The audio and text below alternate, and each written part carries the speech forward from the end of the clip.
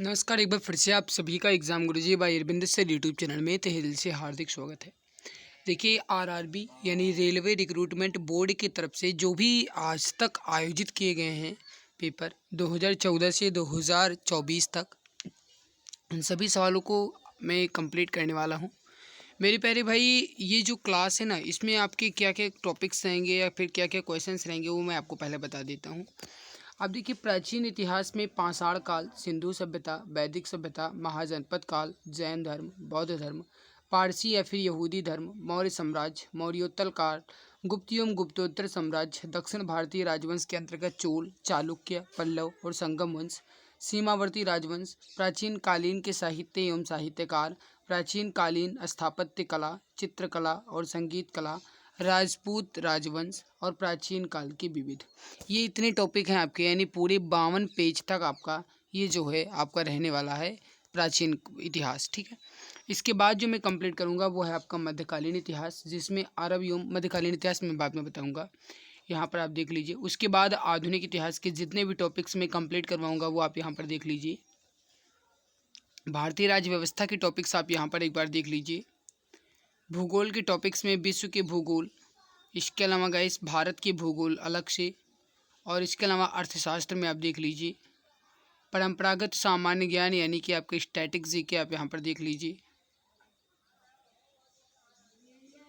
तो इतने आपके टॉपिक्स हैं गाइस, और मैं गारंटी के साथ ये कह रहा हूँ कि अगर आप इस वीडियो को एक बार अच्छे से देख लेते हो तो फिर आपको कोई भी अलग की वीडियो देखने की ज़रूरत नहीं है, और ना ही कोई किताब देखने की ज़रूरत है। मैं ये भी गारंटी ले रहा हूँ कि किताब की भी ज़रूरत नहीं है। लेकिन मेरे प्यारे भाई, बस केवल और केवल अच्छे से आपको समझ में आ जाना चाहिए, हर एक क्वेश्चन आपको याद हो जाना चाहिए। क्वेश्चंस के नंबर आप देख लीजिए। एनटीपीसी 2019 के स्टेज सेकंड में 2022 में कुल 15 प्रश्न पत्र हैं और 40 क्वेश्चंस होते हैं एक प्रश्न पत्र में। कुल मिलाकर के 600 क्वेश्चंस इसके हो गए। आरआरसी ग्रुप डी 2019 के 2970 क्वेश्चंस हैं, और एनटीपीसी स्टेज फर्स्ट के 3990 क्वेश्चंस हैं, और आरआरजी डी 2018 के स्टेज सेकंड के 135 क्वेश्चंस हैं। कांस्टेबल 2018 के 510 क्वेश्चंस हैं। एसआई 2018 के 690 क्वेश्चंस हैं। जेई 2018 के 570 क्वेश्चंस हैं। इसके अलावा भी देखिए बहुत सारे क्वेश्चंस हैं। एएलपी और इसके अलावा टेक्नीशियंस के 180 क्वेश्चंस हैं। एलपी टेक्नीशियन स्टेज फर्स्ट के 300 क्वेश्चंस हैं। ग्रुप डी के 2700 क्वेश्चंस हैं। एनटीपीसी के सेकंड स्टेज के यानी कि सीबीटी 2 के 135 क्वेश्चंस हैं। स्टेज सेकंड के 1890 क्वेश्चंस हैं। जेई के 390 क्वेश्चंस हैं, और 2014 जेई के 150 क्वेश्चंस हैं। तो कुल मिलाकर के अगर कहा जाए गाइस तो 625 सेट हैं और 15,210 क्वेश्चंस इसमें आपके रहने वाले हैं। तो ये वीडियो आपके लिए काफ़ी ज़्यादा यूज़फुल है। 15,210 क्वेश्चंस आपके इसमें कंप्लीट करवाए जाएंगे। और मेरे प्यारे भाई, एक बात आपको और बता दें कि इसमें आप देख लीजिए, सामान्य ज्ञान से संबंधित कुल 15,210 प्रश्न हैं और दोहराव वाले प्रश्नों को हटा दिया गया है। इतिहास के 1580 और राज्य व्यवस्था के 1145, भूगोल के 1778, अर्थशास्त्र के 1128, और जो स्टैटिक जीके इसके 1516 प्रश्न हैं। और इसमें जो रिपीट सवाल हुए थे, यानी कि जो आपके सवाल पूछे गए थे जिसमें रिपीट हो गए थे सवाल, वो हटा भी दिया गया है कि बार बार वो सवाल जैसे पूछा जाता है ना, रिपीट हो जाता है एग्जाम्स में, तो वो सवाल इसमें हटा भी दिया गया है। तो ये वीडियो आपके लिए काफ़ी ज़्यादा यूज़फुल है मेरे प्यारे भाई। मेरा आपसे एक छोटा सा निवेदन और है कि अगर आप ये वीडियो पहली बार देख रहे हैं तो आपसे एक छोटा सा निवेदन है कि आप वीडियो को लाइक और चैनल को सब्सक्राइब जस्ट कर दीजिए, क्योंकि गाइस जब आप वीडियो को देखने लगते हो तो आप वीडियो को लाइक करना भूल जाते हो। मेरे प्यारे भाई, आपसे निवेदन है, क्योंकि आप जानते हो कि आप लोगों के अस्तित्व से ही गाइस अपना ये परिवार है, तो इस वजह से आपसे छोटा सा निवेदन है कि सपोर्ट ज़रूर कीजिएगा, क्योंकि गाइस ये अपनी पहली शुरुआत है। चलिए शुरुआत करते हैं। पहले गाइस हम कंप्लीट करेंगे भाग 1, जिसमें हिस्ट्री, वो भी प्राचीन इतिहास यानी एंशिएंट हिस्ट्री के सवालों को, जिसमें आपका पहला जो टॉपिक है वो है पाषाण काल या स्टोन एज।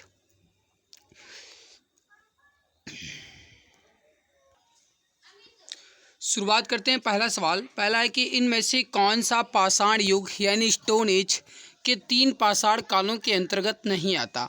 अब देखिए, पाषाण काल यानी कि पाषाण युग के 3 स्टेज के अंतर्गत इसमें कौन सा नहीं आता। पूरा पाषाण काल, नव पाषाण काल और मध्य पाषाण काल, ये तीनों जो हैं पाषाण युग के स्टेज हैं। लेकिन अगर इसमें कहा जाएगा इस तो ये जो है आपका ताम्र पाषाण ये नहीं आता। तो ऑप्शन सी राइट आंसर आपका यहाँ पे हो जाएगा। अगला सवाल है आपके सामने कि भीमबेटका की गुफाओं की खोज कब हुई थी। भीमबेटका की गुफाओं की खोज कब हुई थी। राइट उत्तर हो जाएगा ऑप्शन बी 1957-58 में। Option B is correct answer 1957-58 में। समझिएगा, भीमबेटका की गुफाएं भारत के मध्य प्रदेश के रायसेन जिले में स्थित हैं। गुफाएं चारों तरफ से विंध्य पर्वतमालाओं से घिरी हुई हैं। यह एक पुरापाषाणिक गुफा आवास है जिसकी निरंतरता मध्य ऐतिहासिक काल तक रही। इसकी खोज डॉक्टर विष्णु श्रीधर वाकड़कर द्वारा 1957-58 में की गई। 2003 में इसे विश्व धरोहर स्थल में भी घोषित किया गया। अगला सवाल है आपके सामने। सवाल क्या कह रहा है समझिएगा। भीमबेटका के शैलाश्रय निम्नलिखित में से किसके लिए प्रसिद्ध हैं। भीमबेटका के शैलाश्रय निम्नलिखित में से किसके लिए प्रसिद्ध हैं। तो इसका राइट आंसर जो हो जाएगा आपका ये हो जाएगा भारतीय उपमहाद्वीप पर मानव जीवन के प्राचीनतम चिन्हों की वजह से। डी आंसर राइट आंसर आपका यहाँ पे हो जाएगा। देखिए समझिएगा, मध्य प्रदेश के विंध्य क्षेत्र में भोपाल के दक्षिण पूर्व में रायसेन जिले में अवस्थित भीमबेटका गुफाओं से मानव जीवन के प्राचीनतम चिन्हों के प्रमाण मिले हैं। यद्यपि यहाँ अधिकांश चित्रकारी पाषाण युग की है, किंतु यह उत्तर पुरापाषाण, ताम्र पाषाण काल और प्रारंभिक ऐतिहासिक और मध्यकालीन युग के भी चित्र यहाँ पे मिले हैं। नेक्स्ट सवाल है आपके सामने। भारत में पाषाणकालीन शिला चित्रकारी कहाँ पाई जाती है। भारत में पाषाणकालीन शिला चित्रकारी जो है कहाँ पे पाई जाती है। तो इसका राइट आंसर जो हो जाएगा आपका ये हो जाएगा ऑप्शन नंबर वी भीमबेटका में। Option B is correct answer Bhimbetka. चलिए अगला सवाल देखते हैं। Question number 5। सवाल क्या कह रहा है कि निम्नलिखित में से कौन सा मानव गतिविधियों एवं सभ्यता के प्रागैतिहासिक काल का सही कालानुक्रम है। आपको यहाँ पे बताना है कि सही कालानुक्रम इसमें कौन सा है। तो राइट आंसर जो हो जाएगा आपका ये हो जाएगा ए आंसर पुरापाषाण काल, मध्य पाषाण काल और नवपाषाण काल। ए आंसर राइट आंसर आपका यहाँ पे हो जाएगा। आगे बढ़ते हैं। अगला सवाल है आपके सामने। अब ये गाइस जो आपके हैं वो टॉपिक्स है सिंधु सभ्यता यानी इंडस सिविलाइजेशन। तो इसके सवालों को देख लेते हैं, जिसमें पहला सवाल है सिंधु घाटी सभ्यता के समय में शिल्प निर्माण के लिए सीप कहाँ से प्राप्त किए जाते थे। सिंधु घाटी सभ्यता के समय में शिल्प निर्माण के लिए सीप कहाँ से प्राप्त किए जाते थे। राइट उत्तर हो जाएगा नागेश्वर से। ऑप्शन सी करेक्ट आंसर हो जाएगा। देखिए, सिंधु घाटी सभ्यता के समय में शिल्प निर्माण के लिए सीप जो है नागेश्वर यानी गुजरात से प्राप्त किए जाते थे। इस सभ्यता के विभिन्न स्थलों से कला के जो रूप प्राप्त हुए हैं उनमें मोहरे, मिट्टी के बर्तन, आभूषण, पकी हुई मिट्टियों की मूर्तियां ये सभी शामिल। नेक्स्ट सवाल है आपके सामने। सिंधु घाटी सभ्यता का निम्न में से कौन सा स्थल पंजाब जो कि भारत में है यहाँ पे है। अब देखिए, सिंधु घाटी सभ्यता में कौन सा स्थल पंजाब में है। तो ये हो जाएगा आपका रोपड़। ऑप्शन डी करेक्ट आंसर आपका यहाँ पे हो जाएगा। ऑप्शन डी करेक्ट हो जाएगा। सिंधु घाटी सभ्यता स्थल रोपड़ की खोज 1950 में बीबी लाल के द्वारा की गई थी। यह स्थल पंजाब के रोपड़ जिला में सतलज नदी के तट पर स्थित है। यहाँ से मनुष्य के साथ पालतू कुत्ते दफनाए जाने के भी साक्ष्य मिले हैं। अगला सवाल है क्वेश्चन नंबर 8। सवाल क्या कह रहा है समझिएगा। आरआरबी एनटीपीसी स्टेज 2 के शिफ्ट 3 में पूछा गया है। हड़प्पा की अधिकांश मानक मोहरें डैश नामक एक प्रकार के मुलायम पत्थर से बनी होती थीं जो 2x2 बीमा के साथ वर्गाकार आकृति का होता था तथा जिसका उपयोग व्यावसायिक उद्देश्यों के लिए किया जाता था। अब इसको आपको बताना है कि ये मोहरें कौन सी या फिर किससे बनी होती थी। तो इसका राइट आंसर जो हो जाएगा आपका ये हो जाएगा स्टेटाइट के। ऑप्शन नंबर सी करेक्ट हो जाएगा steatite. Option C correct answer आपका यहाँ पे हो जाएगा। समझिएगा मेरे प्यारे भाई, स्टेटाइट की बनी होती थी और इन मोहरों पर गणितीय चित्र होते थे जिनका उपयोग शैक्षिक उद्देश्यों के लिए किया जाता था। सभी मोहरों में जानवरों की तस्वीर एक चित्रमय लिपि में लिखी गई थी जो कि अभी तक स्पष्ट नहीं हो पाई है। जिन पर मुख्यतः दर्शाए गए जानवर के जो चित्र हैं वो हैं बाघ, हाथी, वृषभ, गैंडा, भैंसा, हिरन, खरगोश और बकरा। नेक्स्ट वाले की धौलावीरा किस राज्य में स्थित है। क्वेश्चन नंबर 9 है कि धौलावीरा किस राज्य में स्थित है। देखिए धौलावीरा जो है किस राज्य में स्थित है? राइट उत्तर जो हो जाएगा आपका यहाँ पे ये हो जाएगा ऑप्शन ए, गुजरात में। ऑप्शन ए करेक्ट आंसर हो जाएगा। देखिए धौलावीरा जो है गुजरात के कच्छ जिला के भचाऊ तालुका में स्थित पुरातात्विक स्थल है। स्थल की खोज जो है 1968 में जगपति जोशी द्वारा की गई थी। यहाँ पाए गए कलाकृतियों में टेराकोटा, मिट्टी के बर्तन, मोती, सोने एवं तांबे के गहने, जानवरों की मूर्तियाँ, उपकरण, कलश इत्यादि हैं। जुलाई 2021 में धौलावीरा को यूनेस्को के विश्व धरोहर स्थल के 40वीं साइट के रूप में शामिल किया गया। इस प्रतिष्ठित सूची में शामिल होने वाला सिंधु सभ्यता का भारत का ये पहला स्थल है। एग्जाम में सीधे सवाल पूछा जाएगा कि सिंधु घाटी सभ्यता का वह पहला स्थल कौन सा है जो यूनेस्को की हेरिटेज में शामिल हुआ है, तो वो है धौलावीरा, जो कि गुजरात में है, 2021 में शामिल हुआ है 40वीं साइट के रूप में। नेक्स्ट है कि धौलावीरा एक पुरातात्विक स्थान किस समयावधि से जुड़ा हुआ है, तो राइट उत्तर हो जाएगा आपका सिंधु घाटी सभ्यता, ऑप्शन सी करेक्ट हो जाएगा। नेक्स्ट वाले कि मोहनजोदड़ो में पाया गया विशाल स्नानागार द ग्रेट बॉथ एक विशालकाय डैश था। अब आपको ये बताना है कि जो विशालकाय स्नानागार पाया गया है मोहनजोदड़ो में, ये किस तरीके के था? वृत्ताकार, त्रिभुजाकार, बेलनाकार या फिर आयताकार? तो राइट उत्तर हो जाएगा डी आंसर, आयताकार टैंक था। ऑप्शन डी करेक्ट हो जाएगा, आयताकार टैंक। देखिए मोहनजोदड़ो में पाया गया विशाल स्नानागार एक विशाल आयताकार टैंक था। मोहनजोदड़ो सिंधु घाटी सभ्यता का सबसे बड़ा स्थल माना जाता है। खोज राखलदास बनर्जी द्वारा 1922 में की गई। यहाँ से एक सील में 3 मुख वाले देवता पशुपतिनाथ की भी मूर्ति मिल चुकी। अगला सवाल आपके सामने है कि वर्ष 1920-21 के आसपास किस नदी के किनारे खुदाई के दौरान हड़प्पा शहर मिला था? देखिए वर्ष 1920-21 के दौरान हड़प्पा शहर जो है किस नदी के किनारे मिला था, तो इसका राइट आंसर जो हो जाएगा आपका रावी नदी। डी आंसर राइट आंसर हो जाएगा रावी नदी। देखिए हड़प्पा शहर सिंधु घाटी सभ्यता का एक शहर है जो कि पाकिस्तान के मोंटगोमरी जिले में रावी नदी के तट पर 1920-21 के दौरान खोजा गया था, उत्खननकर्ता दयाराम साहनी एवं माधव स्वरूप वत्स के साथ। नेक्स्ट वाले आपके सामने सिंधु घाटी सभ्यता के किस शहर का शाब्दिक अर्थ मृतकों का टीला है? मृतकों का टीला जो है ये सिंधु घाटी सभ्यता के किस शहर को कहा जाता है, तो ये हो जाएगा Mohenjodaro. B answer right answer आपका हो जाएगा मोहनजोदड़ो।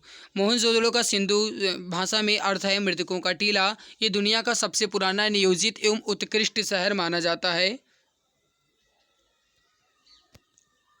और ये सिंधु घाटी सभ्यता का सबसे परिपक्व शहर है। सिंधु नदी के दाएं किनारे लड़काना जिले में स्थित है, जो इसकी खोज है राखलदास बनर्जी द्वारा 1922 में की गई थी। नेक्स्ट है कि मोहनजोदड़ो शब्द का अर्थ क्या है? जस्ट अभी मैंने आपको बताया कि मोहनजोदड़ो का मतलब है मृतकों का टीला, तो ऑप्शन सी करेक्ट हो जाएगा, मृतकों का टीला। नेक्स्ट है कि मोहनजोदड़ो कहाँ स्थित है मेरे प्यारे भाई? ऑप्शन नंबर डी, सिंध में है। ऑप्शन डी करेक्ट हो जाएगा, सिंध में। मोहनजोदड़ो का सिंध भाषा में अर्थ वही है मृतकों का टीला, और ये सिंध यानी पाकिस्तान के लाड़काना जिले में सिंधु नदी के दाएं तट पर है। नेक्स्ट है आपके सामने कि हड़प्पा सभ्यता का कौन सा शहर विशिष्ट रूप से मनके बनाना, सीप काटना, धातु की वस्तुएं बनाना, मुहारे बनाना, तराजू का निर्माण करना आदि कार्यों सहित शिल्प उत्पादन के लिए समर्पित था, तो ये हो जाएगा आपका option number D, Chanhudaro. Option D correct answer आपका यहाँ पे हो जाएगा। नेक्स्ट वाले आपके सामने है कि सिंधु घाटी सभ्यता के निम्न में से किस स्थल को सबसे पहले खोजा गया था? देखिए सबसे पहले जो है कौन सा स्थल खोजा गया? वर्ष 1920-21 के दौरान हड़प्पा सभ्यता, ऑप्शन नंबर बी करेक्ट हो जाएगा। और इसी वजह से सिंधु घाटी सभ्यता को हड़प्पा सभ्यता के नाम से भी जाना जाता है। तो गाइज यहाँ पे राइट आंसर जो हो जाएगा आपका ये हो जाएगा ऑप्शन बी, हड़प्पा। चलिए आगे बढ़ते हैं अगला सवाल। अगला सवाल है आपके सामने कि पत्थर की बनी नृत्य करती हुई पुरुष की मूर्ति नटराज किस स्थान पर पाई गई थी? देखिए पत्थर की बनी हुई नृत्य करती हुई पुरुष की मूर्ति नटराज ही किस स्थान पर पाई गई थी? राइट उत्तर हो जाएगा आपका option number C, Harappa. Option C correct answer हो जाएगा। देखिए हड़प्पा से प्राप्त पुरुष नर्तक धड़ चूना पत्थर से बना हुआ है और वो दाहिने पैर के बल पर खड़ा है, बायां पाय नृत्य की मुद्रा में ऊंचा उठा है और इस मूर्ति को नटराज के रूप में घोतक माना गया है। ऊंचाई लगभग 7 से 8 इंच के बीच है।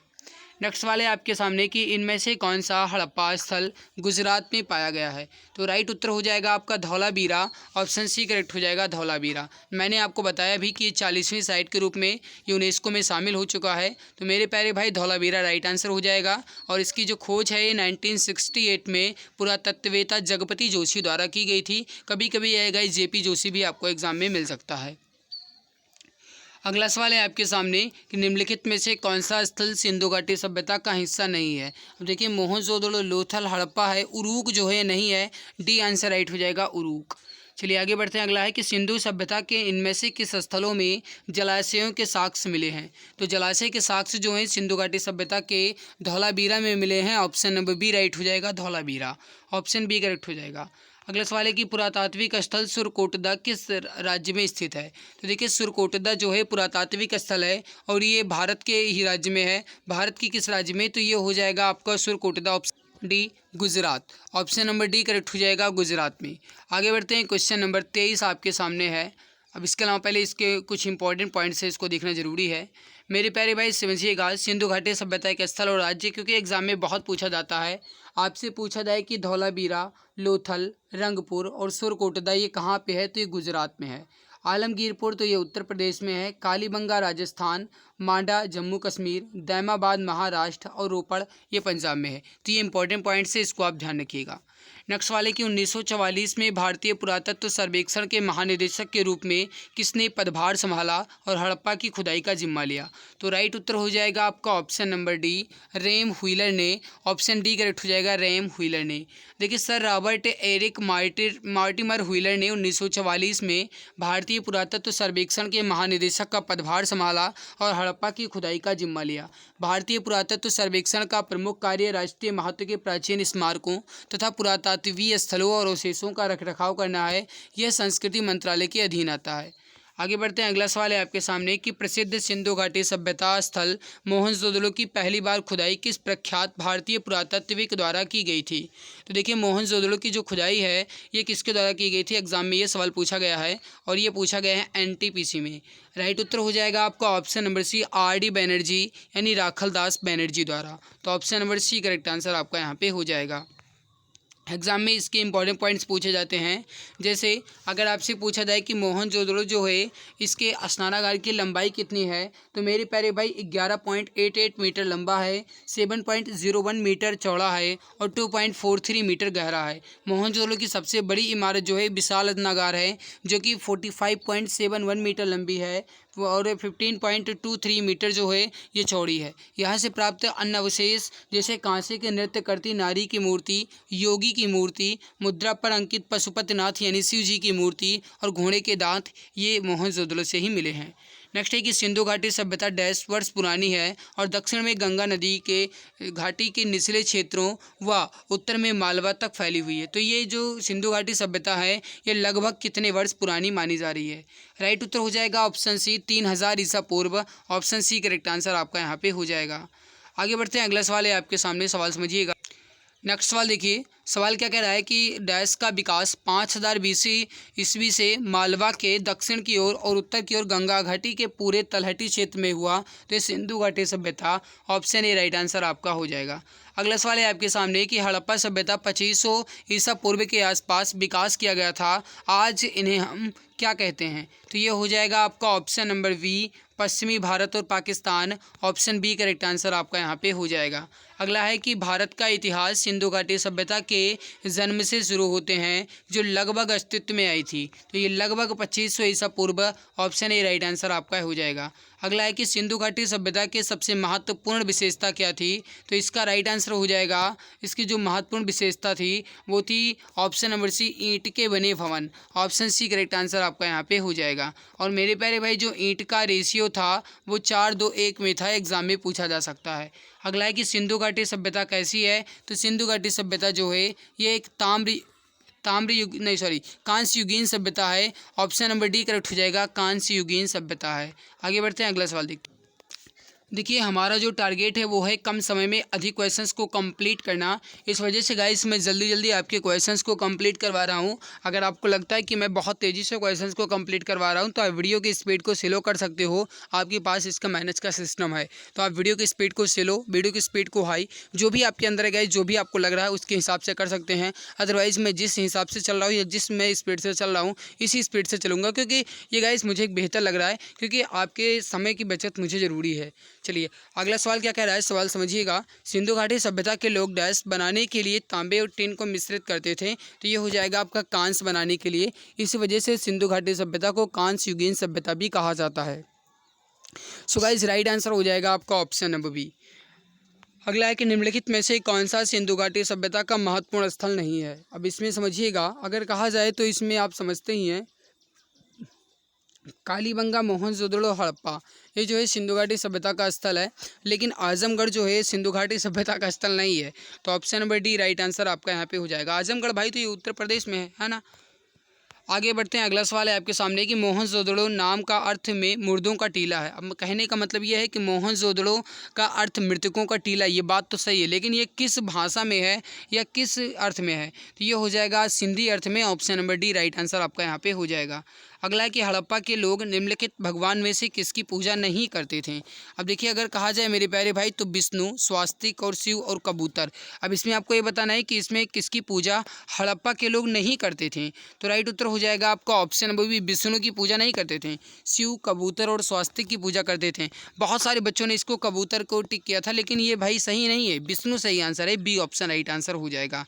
समझने की कोशिश कीजिएगा। मोहनजोदड़ो की एक मोहर पर स्वास्तिक चिन्ह तथा एक त्रिमुखी पुरुष को सिंहासन पर योग मुद्रा में बैठे दिखाया गया है, जिसके शिव आदि रूप में माने जाते हैं। दाएं तरफ हाथी एवं बाघ तथा बाएं तरफ गैंडे और भैंसे का अंकन है। हड़प्पा सभ्यता के लोग धरती को उर्वरता की देवी मानकर इसकी भी पूजा करते थे। पशु पक्षी, जल, वृक्ष, सर्प, अग्नि आदि की भी पूजा हड़प्पा सभ्यता में होती थी, लेकिन हड़प्पा सभ्यता के लोग भगवान विष्णु की पूजा नहीं करते थे। तो पशु पक्षी में आपका कबूतर भी आ गया, इस वजह से कबूतर भी राइट होगा। अगला है कि सिंधु घाटी सभ्यता के लोग डैश की पूजा करते थे। अब आपको ये बताना है कि इसमें से सिंधु घाटी सभ्यता के लोग किसकी पूजा करते थे। राइट उत्तर हो जाएगा आपका ऑप्शन डी, पशुपति की पूजा करते थे। ऑप्शन डी करेक्ट आंसर आपका यहाँ पे हो जाएगा। मेरे प्यारे भाई इंपॉर्टेंट पॉइंट है, समझिएगा। सिंधु घाटी सभ्यता एक नगरीय सभ्यता थी। सिंधु घाटी सभ्यता के लोग तीन मुख वाले देवता पशुपति की पूजा करते थे और ये मोहनजोदड़ो से मूर्ति मिली है। सिंधु घाटी सभ्यता में विशाल स्नानागार मोहनजोदड़ो से ही प्राप्त हुआ है और सिंधु घाटी सभ्यता की भाव चित्रात्मक लिपि दाएं से बाईं ओर लिखी जाती थी। अगला सवाल आपके सामने, किस वर्ष में जर्मनी और इटली के पुरातात्विदों के दल ने मोहनजोदड़ो में सतह अन्वेषण शुरू किया। तो राइट उत्तर जो हो जाएगा आपका यहाँ पे ये हो जाएगा ऑप्शन करेक्ट आंसर जो हो जाएगा एक बार देख लें। सो गाइस राइट आंसर हो जाएगा आपका ऑप्शन सी 1980 यानी 1980। समझने की कोशिश कीजिए। वर्ष 1980 में जर्मनी और इटली यानी इतालवी के पुरातात्विदों की संयुक्त टीम ने मोहनजोदड़ो में सतह अन्वेषण को प्रारंभ किया। 1986 में अमेरिकी दल द्वारा हड़प्पा में उत्खनन प्रारंभ किए गए और 1990 में आर.एस. बिष्ट ने धौलावीरा में उत्खनन को प्रारंभ किया। नेक्स्ट है, हड़प्पा सभ्यता की मोहरों पर निम्नलिखित में से कौन सा पशु अक्सर देखा जाता है। तो इसका राइट आंसर जो हो जाएगा आपका कौन से पशु को हड़प्पा सभ्यता की मोहरों में अधिकांश देखा गया है, तो ये हो जाएगा आपका ऑप्शन ए, बैल। ऑप्शन ए करेक्ट आंसर आपका यहाँ पे हो जाएगा। नेक्स्ट है कि निम्नलिखित में से कौन सा हड़प्पा स्थल शिल्प कलाओं के उत्पादन से संबंधित नहीं है। तो यहाँ पे राइट उत्तर हो जाएगा आपका ऑप्शन बी, मांडा।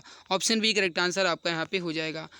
अब मेरे प्यारे भाई यहाँ पे हड़प्पा सभ्यता के आपके सवाल कंप्लीट हो चुके हैं। अब हम बढ़ते हैं वैदिक सभ्यता यानी वैदिक सिविलाइजेशन। तो वैदिक सिविलाइजेशन के सवालों को कंप्लीट कर लेते हैं, बट उससे पहले निवेदन है गाइस कि अगर आपने अभी तक वीडियो को लाइक नहीं किया है सो प्लीज़ आपसे निवेदन है वीडियो को लाइक, और अगर आपने अभी तक चैनल को सब्सक्राइब नहीं किया है तो प्लीज़ चैनल को सब्सक्राइब जरूर कर लीजिएगा, ताकि आने वाली हर एक नई क्लासेस की नोटिफिकेशन आपको समय से मिला करे।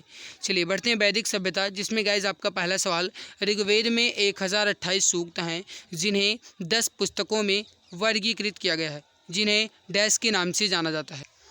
तो कहने का मतलब ये है कि 1028 सूक्त हैं और 10 पुस्तकों को किस में वर्गीकृत किया गया है और इसको नाम क्या दिया गया है, तो मंडल।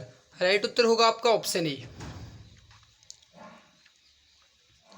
नेक्स्ट है कि बृहदारण्यक, मुंडक और तैत्तिरीय निम्नलिखित में से किस श्रेणी के धार्मिक ग्रंथों के उदाहरण हैं। तो राइट उत्तर हो जाएगा आपका ऑप्शन सी, उपनिषद। ऑप्शन सी करेक्ट आंसर आपका हो जाएगा। अगला है कि हिंदू धर्मों में डैश देव को पौधों के स्वामी, रोगों के उपचारक और धन के दाता माना जाता है। तो ये हो जाएगा आपका ऑप्शन नंबर डी, सोम को। ऑप्शन डी करेक्ट आंसर आपका यहाँ पे हो जाएगा। आगे बढ़ते हैं अगला सवाल। अगला सवाल देखिए, निम्न में से कौन सी हिंदू धर्म की प्रमुख दार्शनिक विचारधारा है। तो राइट उत्तर हो जाएगा आपका वैशेषिक। ऑप्शन डी करेक्ट आंसर आपका यहाँ पे हो जाएगा। अगला सवाल है कि निम्न में से किस वेद को कर्मकांड ग्रंथ यानी बुक ऑफ रिचुअल्स के रूप में जाना जाता है। राइट उत्तर हो जाएगा ऑप्शन ए, यजुर्वेद को। अगला सवाल है आपके सामने कि यजुर्वेद डैश से संबंधित है। तो यजुर्वेद जो है किससे संबंधित है। तो राइट उत्तर हो जाएगा आपका ऑप्शन नंबर बी, यज्ञ के अनुष्ठानों। ऑप्शन बी करेक्ट आंसर आपका हो जाएगा। अगला है कि यजुर्वेद की कितनी शाखाएं हैं। तो मेरे प्यारे भाई यजुर्वेद की कुल 2 शाखाएं हैं, कृष्ण यजुर्वेद और शुक्ल यजुर्वेद। अगला सवाल है आपके सामने कि वैदिक ग्रंथों के अनुसार संग्रहित्री का क्या कार्य था। तो राइट उत्तर जो हो जाएगा यहाँ पे संग्रहित्री का जो कार्य था ये कोषाध्यक्ष या फिर खजांची। ऑप्शन ए राइट आंसर आपका यहाँ पे हो जाएगा। नेक्स्ट सवाल है आपके सामने, सवाल क्या कर रहा है समझिएगा।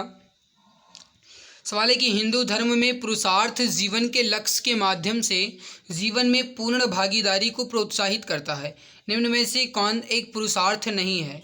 तो राइट उत्तर हो जाएगा आपका ऑप्शन बी सत्य तो नहीं है, जबकि काम मोक्ष अर्थ है। ऑप्शन बी राइट उत्तर होगा। नेक्स्ट है कि निम्नलिखित में से कौन सा ग्रंथ वैदिक साहित्य का हिस्सा नहीं है। तो इसमें अगर कहा जाए मेरे प्यारे भाई तो ब्राह्मण, आरण्यक और उपनिषद ये जो है वैदिक साहित्य के हिस्सा हैं, लेकिन इसमें जो दिया गया है पिटक ये वैदिक साहित्य नहीं। Option number C right answer आपका हो जाएगा, ये बौद्ध धर्म से है। और पिटक जो है गाइस ये कुल 3 हैं, जिसमें आपका विनय पिटक, सिद्ध पिटक, अभिधम्म पिटक है। अगला है कि हिंदू धर्म में इनमें से किस देवता को सृजनकर्ता माना जाता है। हिंदू धर्म में इनमें से किस देवता को सृजनकर्ता माना जाता है।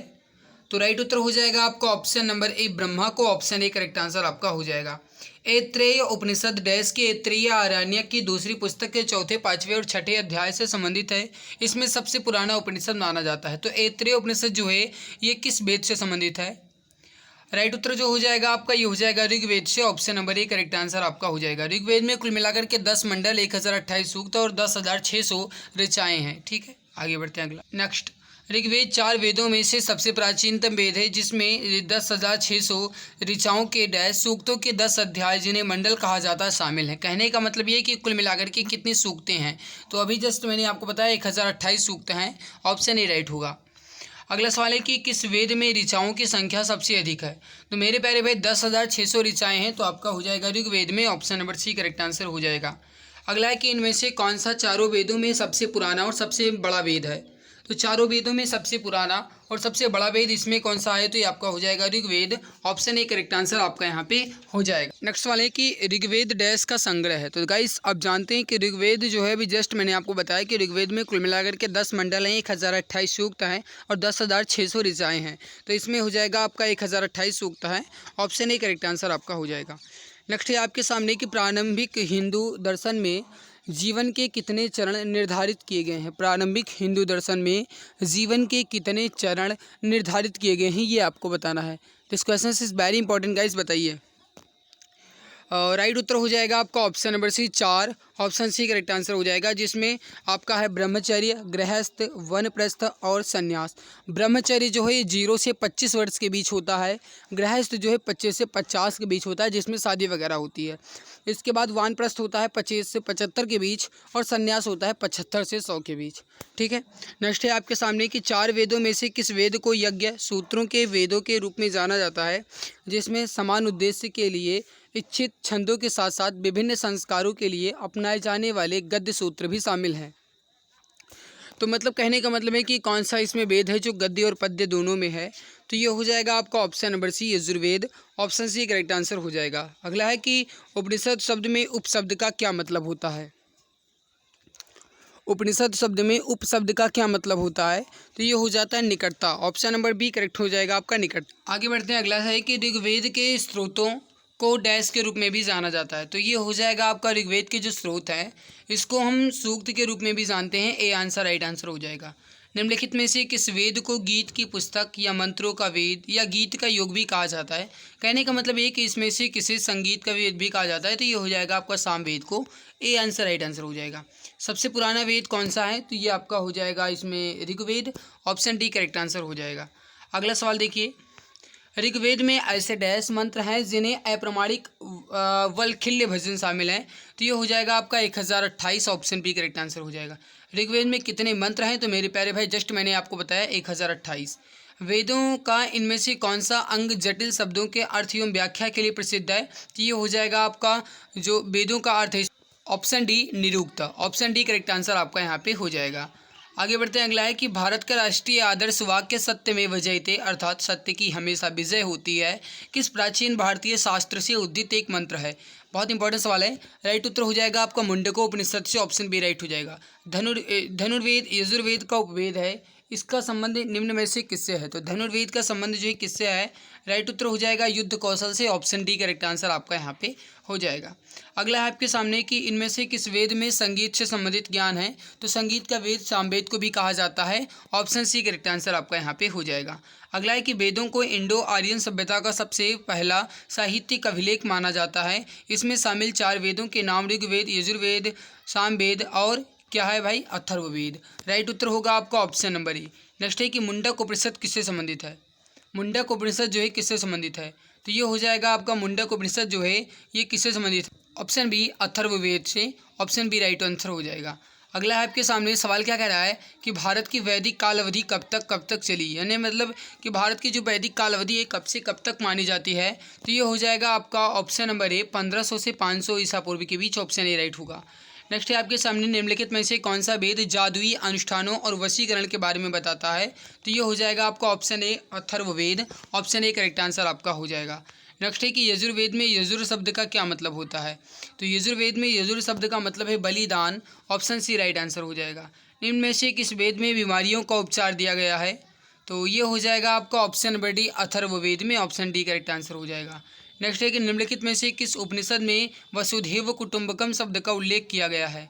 तो ये हो जाएगा आपका ऑप्शन नंबर ए महाउपनिषद में, ऑप्शन ए करेक्ट आंसर आपका हो जाएगा। उपनिषदों में से उपनिषद माने जाते हैं, तो कितने उपनिषद में से मुख्य उपनिषद माने जाते हैं। तो 108 उपनिषदों में से 11 जो हैं मुख्य उपनिषद माने जाते हैं। नेक्स्ट है कि सबसे पुराना उपनिषद इसमें कौन सा है। तो आपका हो जाएगा छांदोग्य उपनिषद। अगला है कि प्रारंभिक भारतीय दार्शनिक के अनुसार प्रत्येक वस्तु डैश मूल तत्वों से बनी है। तो ये कितने मूल तत्वों से बनी है ये आपको बताना है।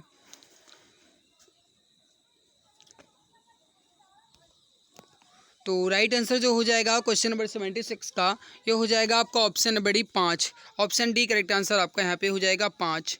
अगला है आपके सामने क्या कह रहा है कि कंठोपनिषद में नचिकेता नामक एक किशोर और देवता के बीच हुई बातचीत दर्ज है। निम्नलिखित में से कौन सा देवता नचिकेता से बात कर रहा है। तो ये कहने का मतलब यह है कि जो कंठोपनिषद है इसमें नचिकेता और यम के बीच जो संवाद है वो दर्शाया गया है, जिसमें नचिकेता और देवता यम के बीच। तो राइट उत्तर होगा एम। सो यहाँ पे गाइज आपका जो मतलब पाषाण काल है या स्टोन एज है वो कंप्लीट हुआ, और इसके अलावा आपका जो सिंधु घाटी सभ्यता है इंडस सिविलाइजेशन है वो कंप्लीट हुआ। वैदिक सभ्यता यानी वैदिक सिविलाइजेशन वो भी कंप्लीट हो चुका है। अब हम बढ़ते हैं महाजनपद पीरियड यानी महाजनपद काल। तो महाजनपद काल के जो भी सवाल दिए गए हैं वो भी हम कंप्लीट कर लेते हैं और इसके बाद अगली टॉपिक देखते हैं। पहला सवाल इसमें आपका निम्नलिखित विकल्पों में से गलत जोड़ी का चयन कीजिए। इसमें सही कौन सा है गलत कौन सा है वो आपको चयन करना है। अब देखिए अगर यहाँ पे बात की जाए मेरे प्यारे भाई, तो अगर ध्यान से देखा जाए तो जो चंद्रगुप्त हैं मौर्य वंश से थे, बिल्कुल सही है। राजा जो है चौल वंश से संबंधित हैं, ये भी सही है। कनिष्क जो है कुशाण वंश से संबंधित हैं, ये भी सही है। लेकिन बिंबिसार ये गुप्त वंश से संबंधित नहीं था, ये हर्यक वंश से संबंधित थे। तो ऑप्शन बी करेक्ट आंसर होगा गुप्त। ठीक है। अगला सवाल है कि बिंबिसार डैश का शासक था। अब आपको ये बताना है कि बिंबिसार जो है कहाँ का शासक था। ये क्वेश्चन आपसे पूछा गया है बिंबिसार कहाँ का शासक था। तो ये हो जाएगा मगध का, ऑप्शन ए करेक्ट आंसर आपका यहाँ पे हो जाएगा। अगला सवाल देखिए, निम्नलिखित में से कौन सी मगध साम्राज्य की राजधानी थी। तो मगध की राजधानी आपको बताना है इसमें कौन सी थी।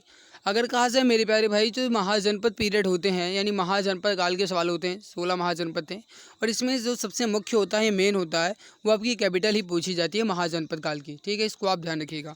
तो निम्नलिखित में से कौन सी जो मगध साम्राज्य महाजनपद है इसकी राजधानी थी, कैपिटल थी। तो ये हो जाएगा आपका option B Rajgir, option B correct answer आपका यहाँ पे हो जाएगा। अगला है कि आर्य संस्कृति के सर्वोच्च काल में गंगा घाटी के जनपद जो संख्या में डैश थे महाजनपद बन गए थे। कुल मिलाकर के जो आर्य घाटी में थे आर्य संस्कृति के जो सर्वोच्च काल में मतलब महाजनपद थे कितने थे। तो ये हो जाएगा आपका 16, ऑप्शन ए करेक्ट आंसर आपका हो जाएगा। अगला देखिए, प्राचीन काल में अवध को किस नाम से जाना जाता था। प्राचीन काल में अवध को किस नाम से जाना जाता था ये आपको बताना है। तो राइट उत्तर हो जाएगा आपका option number A Kosala, option A correct answer आपका हो जाएगा कोशल। अब देखिए गाइस, यहाँ पे आपका जो अगला टॉपिक है वो है जैन धर्म। अब जैन धर्म के सवालों को कंप्लीट कर लेते हैं। और जैनिज्म यानी जैन धर्म के सवाल एग्जाम में पूछे भी जाते हैं, इंपॉर्टेंट पॉइंट्स होता है ये। स्टार्ट करते हैं। पहला सवाल है कि 19वीं शताब्दी में निर्मित अजमेर का सोनी जी की नसिया मंदिर डैश को समर्पित है। कहने का मतलब यह है कि जो 19वीं शताब्दी में अजमेर की सोनी जी की मंदिर है, ये किस भगवान को समर्पित है या फिर जैन धर्म में किसको या किस तीर्थंकर को समर्पित है, ये आपको बताना है।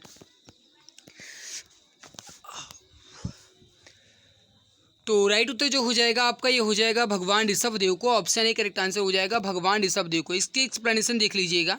19वीं शताब्दी में निर्मित सोनी जी का नसिया मंदिर, ये अजमेर शहर में है और ये जैन मंदिर है। इसे लाल मंदिर भी कहते हैं और मंदिर जो है जैन धर्म के पहले तीर्थंकर ऋषभदेव को समर्पित है। नेक्स्ट वाले आपके सामने, जैन धर्म से संबंधित जल मंदिर का निर्माण इसमें किसने करवाया था। वेरी वेरी इंपॉर्टेंट सवाल है, बताइएगा जल मंदिर का निर्माण इसमें किसने करवाया था। तो राइट उत्तर हो जाएगा आपका ऑप्शन ए राजा नंदीवर्धन ने। ऑप्शन सी करेक्ट आंसर हो जाएगा राजा नंदीवर्धन ने। समझिएगा, जैन धर्म से संबंधित जल मंदिर बिहार के पावापुरी शहर में स्थित है। ऐसा माना जाता है कि इस मंदिर का निर्माण महावीर के बड़े भाई राजा नंदीवर्धन ने करवाया था। और ये मंदिर जो है एक तालाब के मध्य में बना हुआ है और इसमें मुख्य पूजनीय वस्तु भगवान महावीर की चरण पादुका है। तो आगे बढ़ते हैं, अगला सवाल देखते हैं। 85 नंबर सवाल, जैन धर्म में तीर्थंकर किसे कहते हैं। जैन धर्म में तीर्थंकर किसे कहते हैं, ये आपको बताना है। तो राइट उत्तर जो हो जाएगा आपका, ये हो जाएगा धर्म का रक्षक एवं आध्यात्मिक शिक्षक जो मोक्ष या मुक्ति का मार्ग बताता है, उसे जैन धर्म में तीर्थंकर कहा जाता है। तो ए आंसर राइट आंसर हो जाएगा। अगला है कि निम्नलिखित में से कौन सा स्थान जैन धर्म से संबंधित नहीं है। तो इसमें अगर कहा जाए मेरे प्यारे भाई, तो देखिए दिलवाड़ा, श्रवणबेलगोला, पार्श्वनाथ है। कुशीनगर जो है जैन धर्म से नहीं है, ये बौद्ध धर्म से है। तो ऑप्शन डी राइट होगा। अगला है कि जब कोई तीर्थंकर अपने नश्वर शरीर को छोड़ता है तो डैश के रूप में जाना जाता है। तो गाइस, जब कोई तीर्थंकर अपने नश्वर शरीर को छोड़ता है तो इसे निर्वाण के रूप में जाना जाता है। डी आंसर राइट होगा, निर्वाण के रूप में इसे जाना जाता है। अगला है कि निम्नलिखित में से कौन सा आगम जैन धर्म से संबंधित अहिंसा का वर्णन करता है। तो ये हो जाएगा आपका ऑप्शन नंबर ए सूत्र कंत्रांग सूत्र। ऑप्शन ए राइट आंसर आपका यहाँ पे हो जाएगा। अगला सवाल देखिए, निम्नलिखित में से किसे जैन धर्म का पहला तीर्थंकर माना जाता है। तो राइट उत्तर हो जाएगा आपका ऑप्शन ए ऋषभनाथ को या ऋषभदेव को। ऑप्शन ए करेक्ट आंसर आपका यहाँ पे हो जाएगा। आगे बढ़ते हैं, अगला सवाल देखिए, वर्धमान महावीर जैन धर्म के डैश तीर्थंकर थे। तो वर्धमान महावीर जो है जैन धर्म के 24वें तीर्थंकर थे। ऑप्शन सी राइट हो जाएगा आपका, 24वें तीर्थंकर थे। ऑप्शन सी राइट होगा। जैन धर्म के 24वें तीर्थंकर में से प्रथम तीर्थंकर कौन थे। तो जस्ट अभी मैंने आपको बताया ऋषभनाथ। ऑप्शन बी राइट होगा। जीवन में जिन 5 बंधनों को जैन धर्म के लोगों द्वारा पालन करना बताया गया है, इनमें से किसका अर्थ गैर अभिग्रहण है। तो ये हो जाएगा आपका ऑप्शन, जो गैर अभिग्रहण है ये हो जाएगा आपका ऑप्शन बी अपरिग्रह। ऑप्शन बी करेक्ट आंसर आपका हो जाएगा। अगला है डैश को वह पवित्र व्यक्ति माना जाता है जिसने जैन धर्म को उसका वर्तमान स्वरूप प्रदान किया। तो इसमें किसको पवित्र व्यक्ति माना जाता है। तो ये हो जाएगा आपका भगवान महावीर को। ऑप्शन ए करेक्ट आंसर आपका हो जाएगा। अगला है कि स्वामी महावीर का जन्म कहाँ हुआ था। राइट उत्तर हो जाएगा आपका, ये हो जाएगा option number D Kundagram Vaishali में। ऑप्शन डी करेक्ट आंसर हो जाएगा। अगला आपके सामने कि महावीर और उनके अनुयायियों की शिक्षाओं को लगभग 1500 वर्ष पहले जिस रूप में लिखा गया था, उसी रूप में वह वर्तमान में किस स्थान पर उपलब्ध हैं। तो ये राइट आंसर हो जाएगा आपका ऑप्शन नंबर डी गुजरात के वल्लभी में। ऑप्शन डी करेक्ट आंसर हो जाएगा। आगे बढ़ते हैं, अगला सवाल नेक्स्ट है कि जैन धर्म में जैन शब्द संस्कृत शब्द जिन से लिया गया है जिसका अर्थ डैश है और अर्थात जिसने सभी मानवीय भावावेशों पर विजय प्राप्त कर ली है। तो इसका राइट आंसर जो हो जाएगा आपका, ये हो जाएगा जो जिन शब्द है इसका मतलब क्या होता है। तो ये हो जाता है विजेता। ऑप्शन ए राइट हो जाएगा विजेता। नेक्स्ट है आपके सामने, जैन धर्म का तीर्थ स्थल पालीताड़ा मंदिर निम्नलिखित में से किस राज्य में है। तो ये हो जाएगा आपका गुजरात में। ऑप्शन बी राइट हो जाएगा गुजरात में। दिगंबर संप्रदाय इनमें से किस धर्म से संबंधित है। दिगंबर संप्रदाय जो है ये आपका हो जाएगा जैन धर्म से। Option number D correct answer हो जाएगा जैन धर्म से। अगला सवाल है आपके सामने कि 6वीं शताब्दी ईसा पूर्व के प्रारंभ में भगवान महावीर का जन्म निम्नलिखित में से किस स्थान पर हुआ था। तो ये हो जाएगा आपका कुंडग्राम वैशाली में। Option number C correct answer हो जाएगा। भगवान महावीर का मूल नाम क्या था। बताइए राइट उत्तर क्या हो जाएगा, सवाल इंपॉर्टेंट। तो देखिए भगवान महावीर का जो मूल नाम था ये वर्धमान था, ऑप्शन डी करेक्ट आंसर हो जाएगा आपका वर्धमान। आगे बढ़ते हैं, अगला सवाल है आपके सामने कि जैन मठ संस्थानों को क्या कहा जाता है। तो सही आंसर हो जाएगा आपका वसादिस, ऑप्शन डी करेक्ट आंसर हो जाएगा वसादिस। महावीर तीर्थंकरों में अंतिम तीर्थंकर माने जाते हैं, तो कुल कितने तीर्थंकरों में अंतिम तीर्थंकर भगवान महावीर माने जाते हैं, तो 24 तीर्थंकरों में, ऑप्शन सी राइट होगा। 24वें जैन तीर्थंकर का नाम क्या था, तो ये भगवान महावीर, ऑप्शन डी राइट होगा। अगला है कि पार्श्वनाथ जो एक क्षत्रिय और बनारस के राजा अशोसेन के पुत्र थे, ये कौन से नंबर के जैन तीर्थंकर बने, तो ये हो जाएगा आपका 23वें, ऑप्शन ए राइट आंसर हो जाएगा। त्रिरत्न की अवधारणा किससे संबंधित है। त्रिरत्न की अवधारणा जो है आपका ये गाइस कहा जाए तो जैन धर्म और बौद्ध धर्म दोनों से है। ये सवाल गलत था, तो ये जैन धर्म बौद्ध धर्म दोनों से है, ऑप्शन बी एंड सी दोनों होना चाहिए, बिल्कुल ऑप्शन बी एंड सी दोनों होना चाहिए। आरआरबी द्वारा इस प्रश्न को निरस्त कर दिया गया था। अगला सवाल है कि निम्नलिखित में से किस पुस्तक में अनुसरण किए जाने वाले धर्म और पवित्र पुस्तकों की जोड़ी सही बताई गई है। अब देखिए इस्लाम कुरान ठीक है, सिख धर्म जो गुरु ग्रंथ साहिब क्या है सही है, और जैन धर्म उपनिषद क्या है सही है, या फिर ईसाई धर्म बाइबिल। तो देखा जाए यहाँ पे इस्लाम कुरान ठीक है, सिख धर्म गुरु ग्रंथ साहिब ठीक है, जैन धर्म उपनिषद ये गलत है, ईसाई धर्म बाइबिल ये भी सही है। मेरे प्यारे भाई जो उपनिषद है यहाँ पे ये उपनिषद ना होकर के आगम होना चाहिए था। राइट उत्तर क्या होगा यहाँ पे आगम। चलिए आगे बढ़ते हैं, अगला सवाल देखते हैं। शब्द श्वेतांबर जो है किससे जुड़ा हुआ है, तो देखिए श्वेतांबर और दिगंबर ये दोनों के दोनों जो है जैन धर्म से ही हैं, तो ऑप्शन बी राइट होगा।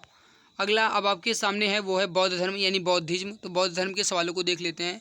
देखिए मैंने आपको पहले भी बता दिया है, शुरुआत में ही मैं आपको बताया है कि हमारा टारगेट है कम समय में अधिक क्वेश्चंस को कंप्लीट करना है, क्योंकि गाइज आपने जस्ट थोड़ी देर पहले ही देखा है, मैंने आपको बताया कि लगभग 15,000 से भी ज़्यादा सवाल हैं। तो ये थोड़ा सा लंबा सवाल है ना, बहुत ज़्यादा सवाल है, तो इस वजह से जल्दी जल्दी कंप्लीट करवाऊँगा तभी कंप्लीट हो सकता है। तो बौद्ध धर्म के सवाल देख लेते हैं।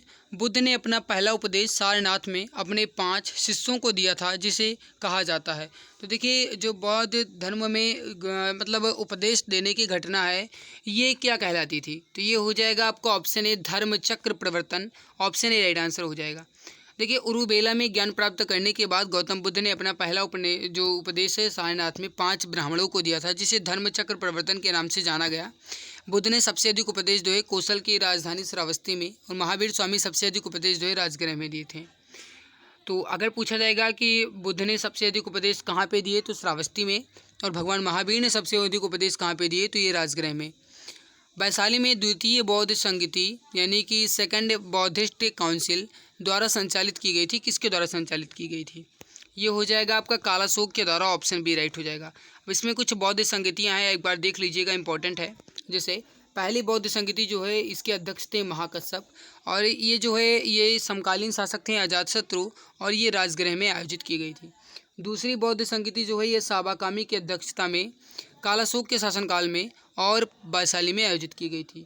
तीसरी जो बौद्ध संगति है तो ये आपकी अध्यक्षता इसकी मोगलीपुत्र ने की थी, और ये जो है ये अशोक के समकालीन हुई थी, और स्थान जो इसका पाटलिपुत्र में हुआ था। चौथी बौद्ध संगति जो है ये वसुमित्र की अध्यक्षता में हुई कनिष्क के शासनकाल में, और ये कुंडलवन कश्मीर में हुई थी, तो इसको ध्यान रखिएगा। अगला है कि थेरी गाथा एक बौद्ध ग्रंथ है जो डैश का हिस्सा है, ये भिक्षुणियों द्वारा रचित छंदों का संग्रह है। तो जो थेरी गाथा है ये बौद्ध ग्रंथ है तो सही है, लेकिन ये किसका हिस्सा है, तो ये हो जाएगा आपका सुत्त पिटक का, ऑप्शन बी राइट हो जाएगा सुत्त पिटक का। आगे बढ़ते हैं, अगला सवाल देखते हैं। अगला है आपके सामने सवाल क्या कह रहा है, 3 पिटकों में से अभिधम्म पिटक किससे संबंधित है। तो जो 3 पिटक हैं आपके अभिधम्म पिटक, इससे किससे संबंधित है, तो दार्शनिक मामलों से, ऑप्शन सी राइट हो जाएगा। अगला है कि माना जाता है कि गौतम यानी सिद्धार्थ ने अपना अंतिम ज्ञान प्राप्ति के लिए बोध गया जाने से पहले 6 साल तक डैश के स्थान पर शुद्ध चित्त से ध्यान किया था, तो ये कहाँ पे किया था, तो ये हो जाएगा आपका प्राग बोधि में, ऑप्शन बी राइट हो जाएगा प्राग बोधि में। अगला है कि त्रिपिटक इनमें से किस धर्म का पवित्र ग्रंथ है, तो ये हो जाएगा आपका त्रिपिटक जो है बौद्ध धर्म का पवित्र ग्रंथ है, ऑप्शन बी राइट हो जाएगा। अगला है कि गौतम बुद्ध का स्थान निम्नलिखित में से किससे संबंधित है, या फिर गौतम बुद्ध के जो हैं इनका संबंध किस गण से है, तो ये हो जाएगा शाक्य कुल या शाक्य गण से, ऑप्शन नंबर ए राइट आंसर हो जाएगा। अगला है कि गौतम बुद्ध ने अपना पहला उपदेश कहाँ पे दिया था, तो ये हो जाएगा आपका सारनाथ में, ऑप्शन सी करेक्ट आंसर हो जाएगा सारनाथ में। इंपॉर्टेंट सवाल था, ये आपका हो गया। आगे बढ़ते हैं, अगला सवाल क्या कह रहा है कि गौतम बुद्ध को ज्ञान की प्राप्ति निम्नलिखित में से किस शहर में हुई थी, तो ये बोध गया में हुई थी, ऑप्शन बी राइट हो जाएगा बोध गया में। समझिएगा, इंपॉर्टेंट पॉइंट से ये। बौद्ध धर्म के संस्थापक गौतम बुद्ध का जन्म 563 ईसा पूर्व में कपिलवस्तु के निकट लुम्बिनी नामक ग्राम में हुआ था। 29 वर्ष की अवस्था में सत्य की खोज व ज्ञान प्राप्ति के लिए गृह त्याग देने के पश्चात 35 वर्ष की अवस्था में वैशाख पूर्णिमा की रात बोधगया यानी बिहार के निरंजना नदी या फिर फाल्गु नदी के किनारे जो पीपल का वृक्ष है इसके नीचे इनके ज्ञान की प्राप्ति हुई और इसके बाद ये बुद्ध कहलाए, क्योंकि इनका नाम जो था सिद्धार्थ था। इनके बचपन का नाम सिद्धार्थ था और माता का नाम महामाया, पिता का नाम शुद्धोधन था। जो मृत्यु है ये 483 ईसा पूर्व में 80 वर्ष की आयु में कुशीनगर में हो गया, जिसे महापरिनिर्वाण कहा गया। अगला है कि इनमें से कौन सा बौद्ध धर्म से संबंधित एक पवित्र ग्रंथ है, तो ये हो जाएगा आपका option D Tripitaka. Option D correct answer आपका हो जाएगा त्रिपिटक। देखिए जो त्रिपिटक हैं कौन कौन से हैं, विनय पिटक, सुत्त पिटक, अभिधम्म पिटक, ये आपके 3 पिटक हो जाएंगे। अगला है कि इनमें से कौन सा शब्द सामान्यतः एक बौद्ध मठ को संदर्भित करता है जिनमें बौद्ध भिक्षु रहते हैं, तो ये हो जाएगा आपका option number A Bihar. Option A correct answer हो जाएगा आपका Bihar. Option a perfect answer आपका हो जाएगा। अगला है कि निम्नलिखित में से किस स्थान पर गौतम बुद्ध ने आत्मज्ञान प्राप्त किया था, तो ये हो जाएगा आपका आत्मज्ञान प्राप्त जो किया था ये इन्होंने ये बोधगया में किया था। ऑप्शन सी करेक्ट आंसर हो जाएगा आपका बोधगया में। अगला आपके सामने है कि सुत्त पिटक के संदर्भ में निम्नलिखित में से कौन सा कथन सही है, आपको ये बताने कि इसमें सही समझिएगा। जो सुत्त पिटक है ये बुद्ध के जीवन चरित्र है नहीं, ये मगध के शासक और बुद्ध के बीच की बातचीत से संबंधित है बिल्कुल। तो option number B right answer हो जाएगा आपका। ऑप्शन बी करेक्ट आंसर हो जाएगा। हीनयान और महायान किस धर्म से संबंधित हैं, तो ये जो है बौद्ध धर्म से संबंधित हैं। Option number C correct answer हो जाएगा बौद्ध धर्म। हीनयान महायान बौद्ध धर्म से और जो श्वेतांबर दिगंबर हैं जैन धर्म से, इसको ध्यान रखिएगा। सिंह चतुर्मुख स्तंभ कहाँ स्थित है, सिंह चतुर्मुख स्तंभ जो है कहाँ पे स्थित है इसको आपको बताना है। तो ये जो है आपका ये हो जाएगा सारनाथ में। ऑप्शन ए करेक्ट आंसर हो जाएगा सारनाथ में। अगला है कि बोधिसत्व की अवधारणा इनमें से किससे संबंधित है, तो ये हो जाएगा आपका ऑप्शन नंबर डी महायान बौद्ध धर्म से। Option number D correct answer हो जाएगा महायान बौद्ध धर्म से। अगला है कि विनय और सुत्त पिटक इनमें से किसकी शिक्षाओं के संकलन है, तो ये हो जाएगा आपका गौतम बुद्ध। ऑप्शन नंबर ए करेक्ट आंसर हो जाएगा गौतम बुद्ध। अगला है कि गौतम बुद्ध के निम्नलिखित उपदेशों में से किसे अग्नि उपदेश या फिर फायर सरमन के रूप में जाना जाता है, तो ये हो जाएगा आपका जो मतलब गौतम बुद्ध के उपदेश हैं जिसे अग्नि उपदेश के रूप में जाना जाता है, तो ये हो जाएगा आपका ये हो जाएगा आदित्य पारीय सूत्र। Option number B correct answer आपका यहाँ पे हो जाएगा। आगे बढ़ते हैं। अगला है कि जातक कथाएं संबंधित हैं, तो ये बौद्ध धर्म से। ऑप्शन बी करेक्ट होगा। अगला सवाल है आपके सामने कि बुद्ध चरित्रम नामक महाकाव्य किसने लिखा है, तो बुद्ध चरित्रम नामक महाकाव्य जो है ये किसने लिखा है। ऑप्शन नंबर डी करेक्ट हो जाएगा अशुघोष ने। ऑप्शन डी करेक्ट आंसर आपका हो जाएगा। अगला सवाल है आपके सामने, सवाल समझिएगा। निम्नलिखित में से कौन सा स्थल बौद्धों के तीर्थ स्थलों से संबंधित नहीं है, तो इसका जो राइट आंसर हो जाएगा आपका एक हो जाएगा ग्वालियर नहीं है, जबकि बोधगया सारनाथ कुशीनगर है।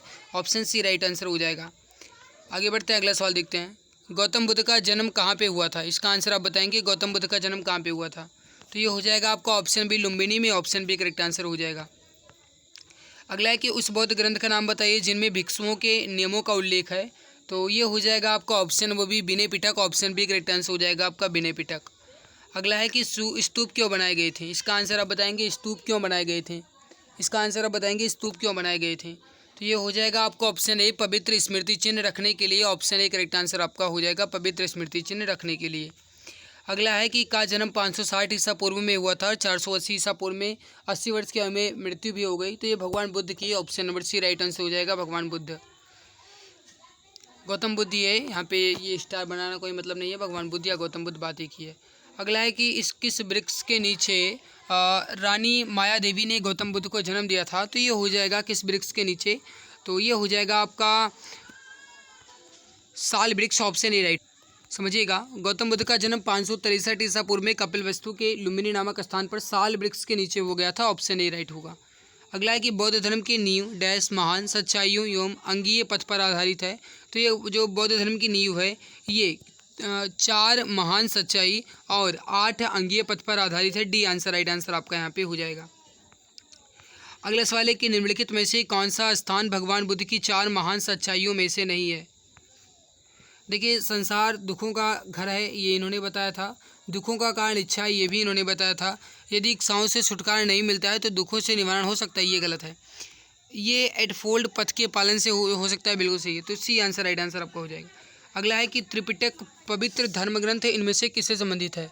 त्रिपिटक पवित्र ग्रंथ इनमें से किससे संबंधित है, तो देखिए त्रिपिटक जो है आपका सुत्त पिटक विनय पिटक अभिधम्म पिटक ये जो है किससे संबंधित हैं, तो ये हो जाएगा आपका बौद्ध धर्म से। ऑप्शन डी करेक्ट आंसर हो जाएगा आपका बौद्ध धर्म से।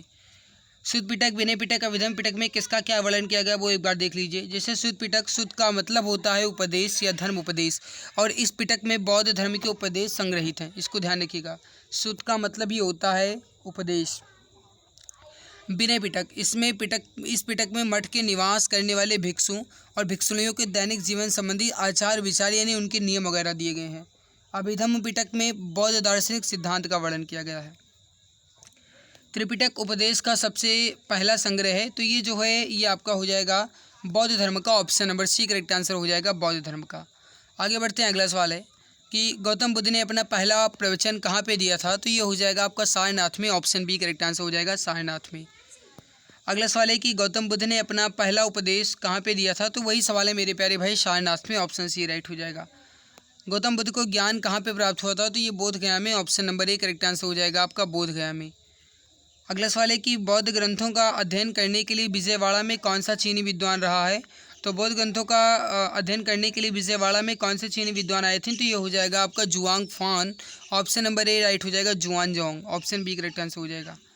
अगला आपके सामने है कि बोध गया किस भारतीय राज्य में स्थित है, तो ये हो जाएगा आपका बिहार में। ऑप्शन बी करेक्ट आंसर आपका हो जाएगा बिहार में। अगला है कि गौतम बुद्ध ने अपने उपदेशों में जनसाधारण की भाषा में किसका प्रयोग किया है, तो ये पाली भाषा का इन्होंने प्रयोग किया है। ऑप्शन डी राइट आंसर हो जाएगा। आगे बढ़ते हैं, अगला सवाल देखते हैं। अगला सवाल है आपके सामने कि जातक कथाओं में डैश के जन्म और उनके पूर्व जीवन का वर्णन मिलता है, तो ये बुद्ध के। ऑप्शन नंबर ए करेक्ट आंसर हो जाएगा बुद्ध के। अगला है कि जैन धर्म और बौद्ध धर्म के उदय में भारत में ईसा पूर्व डैश शताब्दी से धार्मिक अंशति देखी गई, तो ये कब से देखी गई, राइट आंसर हो जाएगा आपका ऑप्शन नंबर सी 6ठी शताब्दी से। ऑप्शन सी करेक्ट आंसर हो जाएगा। अगला है कि गौतम बुद्ध की माँ का क्या नाम था, गौतम बुद्ध की माँ का क्या नाम था ये आपको बताना है, तो राइट आंसर हो जाएगा आपका option number A Maya. Option A correct answer हो जाएगा। समझिएगा, गौतम बुद्ध की माता का नाम माया देवी था, जो कोलीय गणराज्य की राजकुमारी थी। विवाह साकी कुल के मुखिया शुद्धोधन के साथ हुआ और बुद्ध के जन्म के 7 दिन पश्चात ही इनका निधन हो गया। मृत्यु के बाद प्रजापति गौतमी, जो कि गौतम बुद्ध की मौसी हैं, इन्होंने इसका पालन पोषण किया। अगला है कि बौद्ध धर्म में दिए गए आचार के नियम डैश और पंचशील सिद्धांत के नाम से जाने जाते हैं, तो ये हो जाएगा आपका अष्टांगिक मार्ग का उपदेश दिया गया था। ऑप्शन सी राइट होगा। आगे बढ़ते हैं, अगला सवाल है आपके सामने। वास्तुकला में मुख्य रूप से चैत्य, विहार, स्तूप और स्तंभ हैं, तो ये हो जाएगा किस वास्तुकला में, ऑप्शन नंबर बी बौद्ध वास्तुकला में। ऑप्शन बी राइट आंसर हो जाएगा। अगला सवाल आपके सामने है कि बौद्ध तीर्थ स्थान दांत मंदिर जो है कहाँ स्थित है। बौद्ध तीर्थ स्थान जो दांत मंदिर है कहाँ पे स्थित है, इसका आंसर आप बताएंगे। तो दांत मंदिर जो है आपका ये कहाँ पे स्थित है, ऑप्शन नंबर बी श्रीलंका में। ऑप्शन बी राइट आंसर हो जाएगा। देखिए, बौद्ध तीर्थ स्थान दांत का मंदिर श्रीलंका के कैंडी शहर में स्थित है। कैंडी के पूर्व राजशाही के शाही महल परिवार में स्थित है। इस मंदिर में महात्मा बुद्ध के दांत रखे गए थे। कैंडी श्रीलंका के राजाओं के रूप में अंतिम राजधानी थी। वर्तमान में यूनेस्को के विश्व विरासत स्थल में शामिल हो चुकी है। अगला है कि बोरोबुद्दुर बौद्ध मंदिर कहाँ स्थित है। बोरोबुद्दुर बौद्ध मंदिर जो है ये आपका है ऑप्शन नंबर सी इंडोनेशिया में। ऑप्शन सी राइट आंसर हो जाएगा। नेक्स्ट सवाल है आपके सामने। सवाल कह रहा है कि जहाँ यह मानते हैं कि भगवान बुद्ध ने अपना पहला उपदेश दिया था, उस स्मारक का नाम बताइए जिसे seat of the Holi Buddha भी कहा जाता है, तो ये हो जाएगा भगवान बुद्ध ने सारनाथ में अपना पहला उपदेश दिया था। ऑप्शन ए हो जाएगा धम्मेक स्तूप सारनाथ। अगला है कि निम्नलिखित में से कौन सा एक बौद्ध की शिक्षाओं का संग्रह है, तो ये हो जाएगा आपका option number D Tripitaka. Option number D correct answer हो जाएगा आपका त्रिपिटक, जिसमें विनय पिटक, शुद्ध पिटक और अभिधम्म पिटक है, तो त्रिपिटक राइट आंसर हो। अगली टॉपिक आपकी आ गई वो है गाइस पारसी या फिर यहूदी धर्म। तो ये जो आपका यहूदी धर्म है ये अब कंप्लीट करेंगे। इसके जो भी सवाल दिए गए इसको कंप्लीट करेंगे।